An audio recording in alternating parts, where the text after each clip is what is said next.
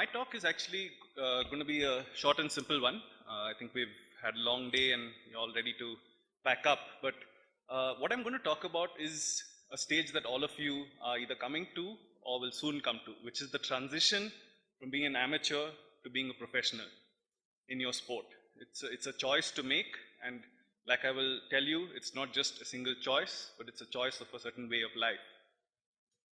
All of you here, I am sure, are here because you love what you do. And I think we've had some wonderful lectures on the love for sport and the love for doing what you do well.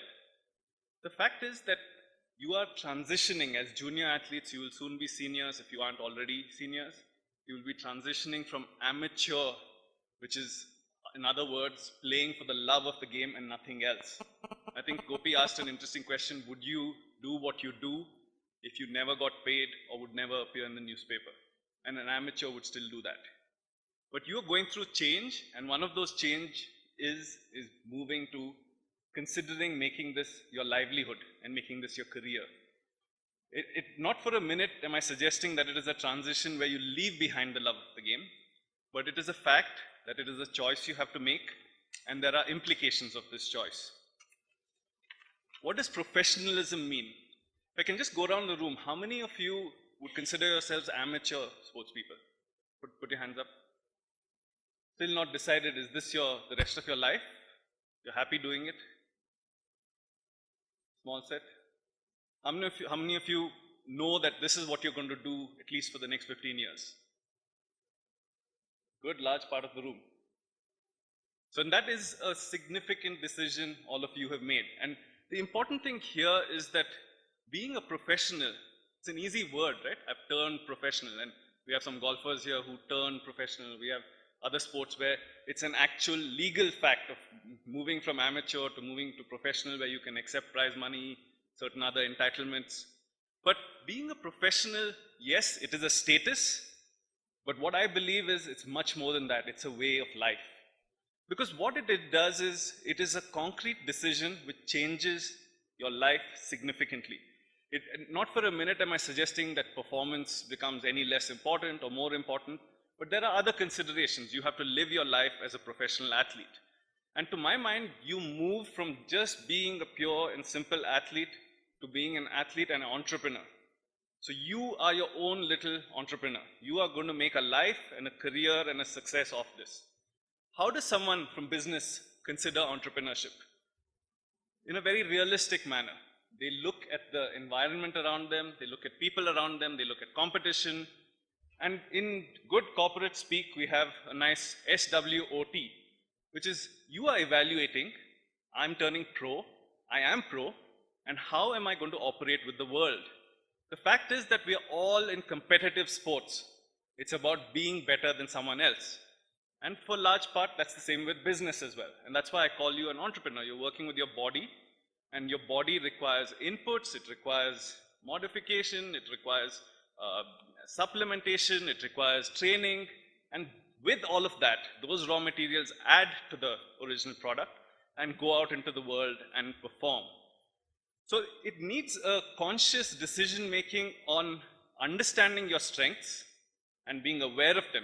Strengths are what get you victory. Being aware of your weaknesses and working on them with your coaches, with other people who are around you. You also need to know the opportunities and threats, not only to yourself, which includes competitors, which includes infrastructure, which includes simple things like I can't buy my swimsuit. But it is also an awareness of a larger ecosystem that you're operating in. If I'm going to start a new business, what am I going to say? First, I'm going to go and do research on the market. If I'm going to offer some service, is someone willing to buy it? If someone's willing to buy it, how much should I charge? If I'm charging this much, how much are my competitors charging? How well are they doing? Will I have a chance? So these are the questions, if I'm an entrepreneur, I'm asking. And at some point, all of you are going to ask these questions as young athletes. Because as much as you are focused on your sport, and that should be almost your primary focus, the fact is that you are trying to make a life and livelihood out of this. And this presentation is a mere simple running you through of the ways that people make money out of sport and the ways you need to be thinking about being a professional and everything that comes with professionalization of your skill.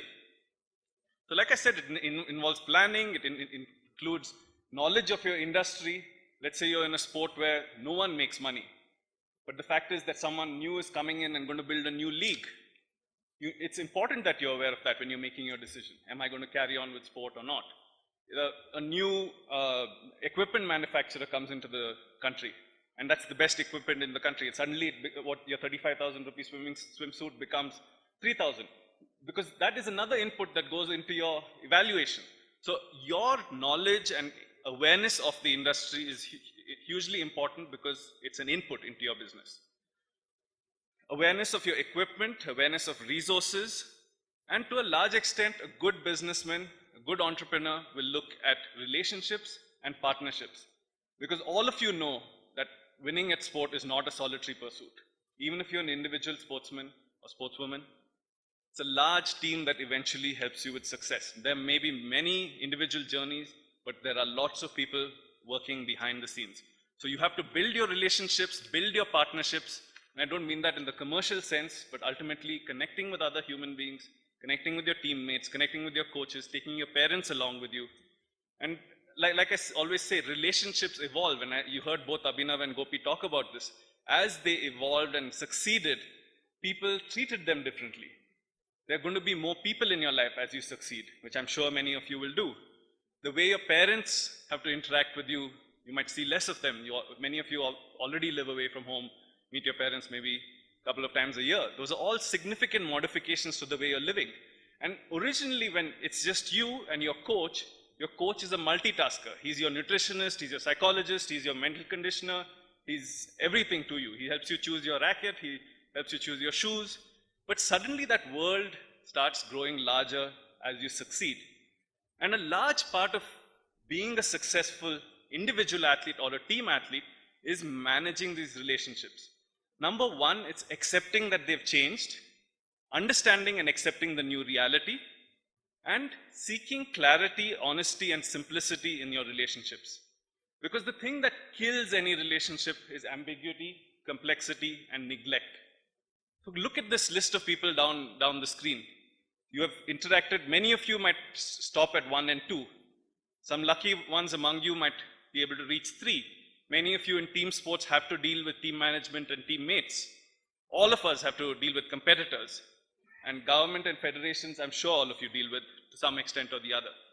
The fact is, as your world grows, new people and new professionals come into it. It may be a lawyer, it may be a doctor, maybe your family grows. Like we had Shada talking about the media, suddenly there's a lot more interest in you. Obviously, you have fans, and that's part of why you play sport. You love connecting with your fans. And at some point, it becomes important to help streamline this. And that's where companies which are sports management companies or sports agents, I don't know how many of you deal with them, often, or a PR agent, someone who helps you deal with the media, become useful friends and allies. Because what they allow you to do is focus on what you are meant to focus on, which is performance. So someone takes over a large, it's like outsourcing. You're outsourcing a part of your professional management and making sure that your time is spent on the things that are important. All of these things are important. It's important that you're accessible to the media, friendly to the media, you're dealing with the federation and governments, you are very clear with your coach what your relationship is. And this is an important and interesting one, because Gopi might not have brought it up in the afternoon, but there's an evolving relationship with your coach. You may start off as an amateur. He may not charge you anything to play at his academy. I'm not talking about Gopi in particular, but all of you. But suddenly you start making a success and a career out of it. Very often you leave your coach behind in the same state. So you've got in and you don't see it necessarily as an input. You see practicing at the academy as almost an entitlement. But the fact is, when you move to professionalization, that is your raw material. That's your information and knowledge. That's what's keeping you going and helping you to make a career of this. So understand the evolving relationships and give them their due respect and regard. So some of this might be very theoretical at this point, but I just want you to think about it in a way that will become relevant when you do evolve these relationships. I'll just go.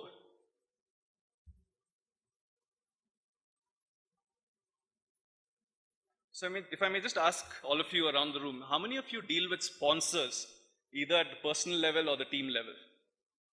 Someone giving you equipment, someone putting logos on your shirts. How many of you have sponsors? Let's start with that. Either team or individual. So fair number of you are getting either equipment or logos on your shirts, or your team is getting things. There is a number of you, right? What do you think interests sponsors? Why is a sponsor interested in you? Performance, absolutely. What does your performance mean? Why is it relevant to a sponsor?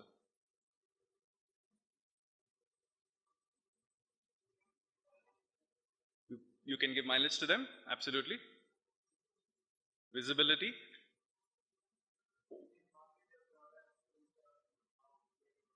Exactly right.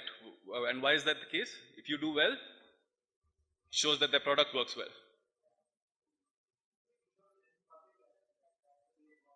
Absolutely. Anyone else? Anything else? So there's a list of things, and the fact is that you have to be aware of these. Fact is that the sponsorship market itself has varied characteristics, and each sport is different. The state of the economy is relevant. If businesses are doing well, they want to market and sell. If the businesses are doing badly, sometimes there are no budgets for marketing. And most often, all of these sponsorships either come out of a marketing budget or out of a corporate social responsibility budget, where they want to do good. The fact is that sport is still not a significant corporate social responsibility goal. So a large part of this comes out of marketing. The fact is that they look to your exposure and visibility, because perhaps they wouldn't get it without you. They look at your persona and attitude. Someone who's confident, stands up for themselves, and works with integrity is more likely to get a sponsor than someone who doesn't. And an interesting one is they also look at the sponsor peer group. So if I have a sponsor, my anchor sponsor, let's say for example, a shoe brand sponsors you. And if it's a high quality shoe brand, they wouldn't have sponsored you with a fair bit of evaluation and understanding that this person deserves my sponsorship. In red, these are completely within your control. Your performance, your professionalism, and your communication skills. The other three, the sponsor peer group, your persona and attitude, and how other people perceive you, and your exposure and visibility are impacted by performance, but they're certainly not completely within your control. You can't control whether you're going to be in the newspaper tomorrow on television. But the fact is, if you perform, the red will impact the green very, very directly. The top two, you have nothing you can do about. So when you're talking about brand value, and everyone wants sponsors, it's a legitimate way of an athlete making money and sustaining their career and offsetting significant costs. Many of you still spend on your career, which is a difficult situation to be in when you're thinking of making a livelihood out of your career. But consider it the investment for a future which is possibly very bright. But my focus here is really on the bottom three, which are completely within your control. I'll show you a short video on, let's see who's doing well right at the top.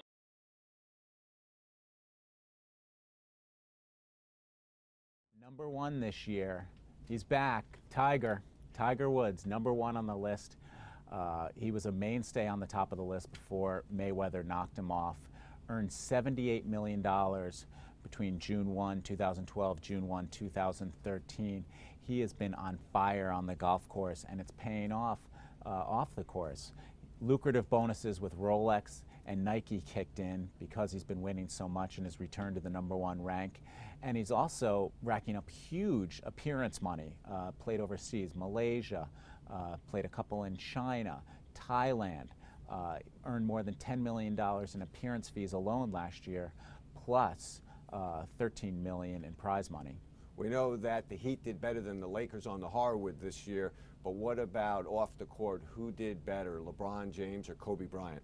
Kobe Bryant squeaked by LeBron this year. Kobe ranks third overall, $62 million versus LeBron at $60 million. Really comes down to their salaries. Kobe has the top salary in the NBA, $28 million a year, and then makes $34 million off the court, predominantly from his Nike contract. LeBron edges him out in terms of endorsements. LeBron made $42 million by our estimate off the court, but his salary doesn't measure up to Kobe's. Who else rounds out the top five on your list? You got Roger Federer, number 2. Might surprise some people, but this guy has an unbelievable roster of sponsors. He's got 10 multi-million-dollar endorsement deals, big names like Nike, Gillette, just signed a big deal with Moet and Chandon. But what really boosted up Federer's income this year is he did this barnstorming tour in December, went down to South America, played 6 exhibitions, pulled in $14 million in appearance fees from the exhibitions, and that sent his income through the roof this year. You think, I was reading your post on Mayweather, you think this possibly could be his most lucrative fight ever coming up. Do you think this fight he's got coming up could actually propel him to the top of your list next year? The fight could do 1.5, 1.6 million pay-per-view buys, which would generate more than $100 million in gross revenue. Floyd could be looking at a cut of $50 million from the fight. Top 10 earners in the world. Top 10 sports earners in the world. So you have a multiple different sports. You have golf, you have tennis, you have basketball, you have American football, you have football as we know it. So it's a big mix.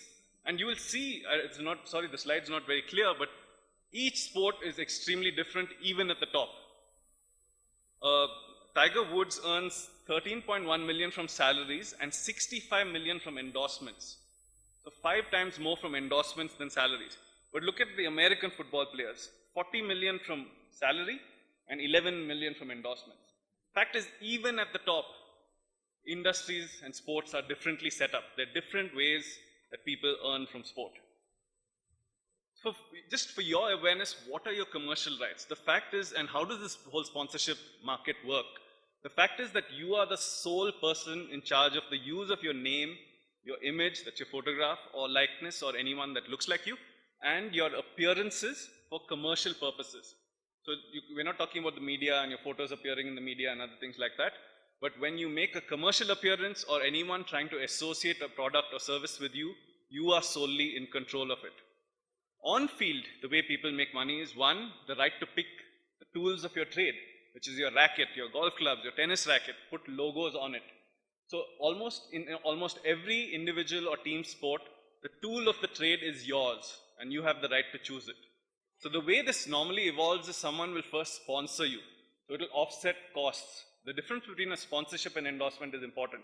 A sponsor usually helps you offset costs. They'll give you free golf clubs, free tennis racket, free travel tickets. So you're going from a negative balance trying to get you to zero first. And that's where important early sponsors are. Shoes, swimsuits, whatever else. You also get, in some sports, playing salaries from teams. Let's say you're playing on the Indian hockey team. There's an amount you get from being part of the team.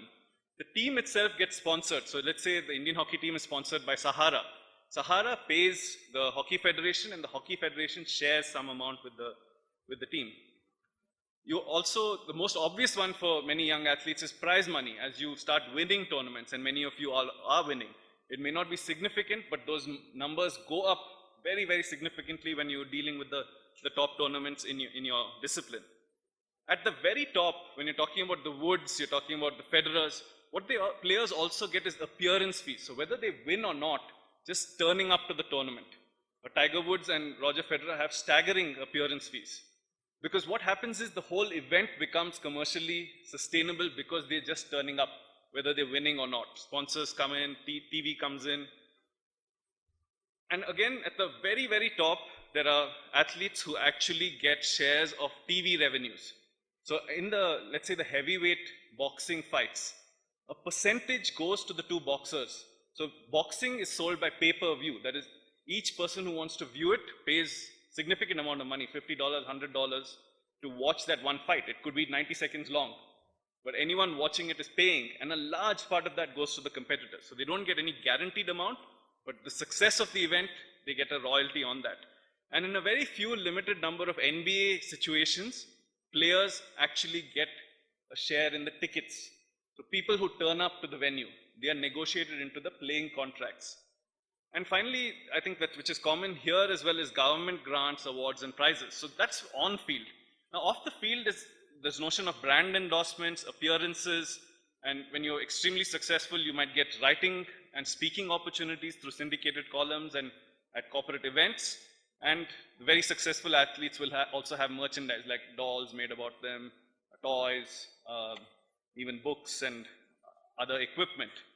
Michael Jordan being a fantastic example of how one brand became almost as large as the shoe brand that brought him to the market. So just very quickly, I talked about this earlier, sponsorships help you defray costs. So if you have costs and you have to stop buying things, obviously it helps. And sponsors help with reduction of costs, free equipment, air tickets, hotels, other things like that. What they're doing is they like the exposure they're getting, and they also like the goodwill that you're bringing. So they like to do good, and they believe that helping you and helping your career is something they appreciate at a personal level. Endorsements is slightly different. With an endorsement, you are providing the service. So you are the endorser of a product. Now there, you are saying this product is great, and I have the ability to influence other people in the market, and I will use my goodwill and to persuade people to go and buy this product. So remember here that you are providing the service, whether an appearance, advertisement, or anything else. And here's a takeaway I would like you to keep in mind. So whether it's a sponsorship or endorsement, a sponsorship is not an event. It is the beginning of a relationship.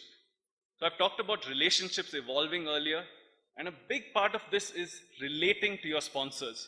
It's not just about the money or the one-time check or the one-time golf clubs. It is the beginning of a relationship. Now that's hugely demanding and might knock you off for whatever purpose they want you. But it's very helpful at some point to have someone representing you. For you, conversations are very difficult. For someone else who's representing you, very often conversations are much easier. It could be a lawyer, it could be an agent, it could be even a parent who's aware of legal issues, but put someone in between. It's great to have one-on-one relationships, but until they start eating away at your training and performance. So we started with the love of the game, we go commercial, but don't let the commerce take over the love or the performance. So always mindful of the state of your relationships, the number of your relationships, but these are hugely important relationships with the media, with their sponsors. They are your employers in some sense. With sponsors, I know you might not have a huge number of sponsors knocking at your door today, but that could very well change quickly. And very important, do not just look at the commercial offer. Understand your sponsor. Does this fit with you? The person on your train might be your next sponsor. The person who's next door neighbor might know someone at a large company who wants to sponsor you. So every moment that you're interacting is a chance to make a good impression. And like I said, performance, your persona, and the reputation you create and your communication skills are in your hands. You can work at them every single day. And I think what Gopi said was wonderful. Do not ever complain. You are who you are, make the most of that, and things, if they're meant to happen, are going to happen. And just to conclude, I would say that success does not happen to you. You make success happen. And I think that really rounds off all the messages we've got through the day. And all I can do is wish you the best of luck. I'm sure we will see more Abhinavs and Gopis coming out of this room. And I have full confidence in that. Many of you can do what they have done. Thank you.